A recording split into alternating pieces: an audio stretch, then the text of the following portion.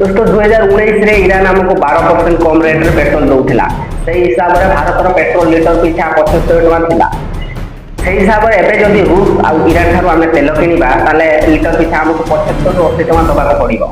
ता छड़ा ईरान आमको फ्री रे गैस पहुँचाऊला, ट्रांसपोर्टिंग खर्च नेउ नथिला, इंश्योरेंस खर्च नेउ नथिला।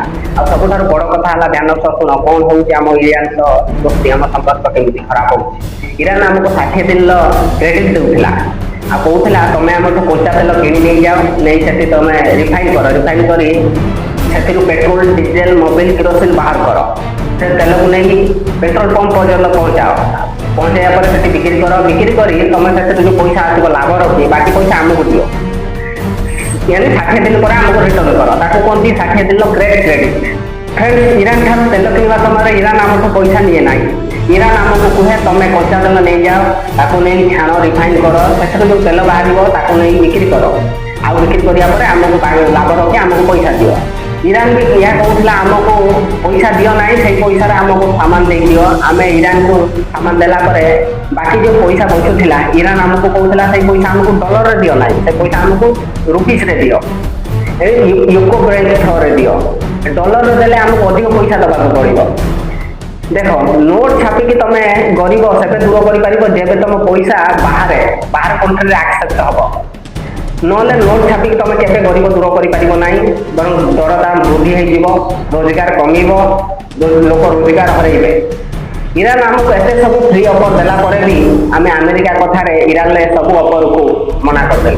चाइना कहीं ताइवान को नवाक चाहूँगी, ताइवान पाखे एमती कौन अच्छे जहाँ चाइना नवाक चाहूँगी। ताइवान पाखे सेमीकंडक्टर अच्छे, सेमीकंडक्टर गोटे एमती पदार्थ जहाँ विद्युत चालक कंडक्टर और इन्सुलेटर या भीतर होता है।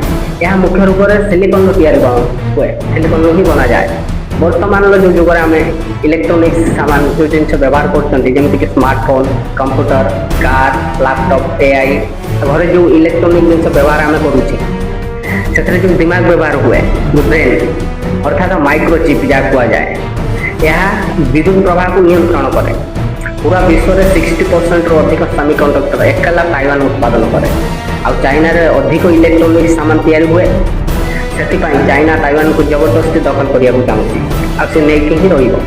चाइना खूब शीघ्र ताइवान को कैप्चर कर दुनिया सबुठ अधिक पेट्रोलियम भेनेजुएला पाखे अच्छी।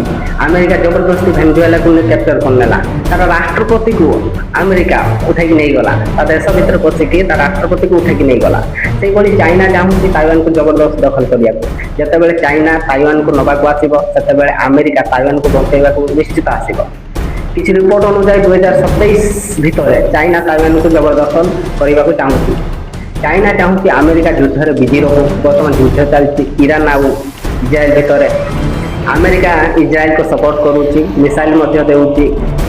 ईरान पेट्रोलियम भंडार अच्छी, अमेरिका चाहूँगी ईरान को कब्जा करने को। ईरान अटैक करुच्ची इज्राएल को। अमेरिका क्या बचाइब? सऊदी अरब को ना इज्राएल को ना अन्य देश को? अमेरिका जितेबाला ए बिजी ठीक से बेले चाइना आर्मी नहीं पहुँच ताइवान कब्जा करने। चाइना ताइवान बॉर्डर रे आर्मी भाव में रोबोट को छिड़ा कर मार के गोली मारी मार 8टा 10टा गोली जब रोबोट को मरा जाए, रोबोट सेमती छिड़ा हो, रोबोट किसी हेनी। गोटे गोटे पार्ट्स खराब हो जाए, गोटे गोटे हाथ में भी रोबोट गोली चल पार। देख अमेरिका जहाँ करू चाइना ताइवान को नब ही नब, ना भारत बचे पार, ना जापान बचे पार, ना साउथ कोरिया बचे पार, कहीं बचे पारे। नॉर्थ कोरिया तो चाइना सपोर्ट अच्छी, कहीं नॉर्थ कोरिया को जहाँ आवश्यक पैसा आवश्यक, मिसाइल आवश्यक, टेक्नोलोजी आवश्यक, जहाँ आवश्यक चाइना जी मागुची नॉर्थ कोरिया डबल दूसरी चाइना। तेणु नॉर्थ कोरिया चाइना सपोर्ट निश्चित रही।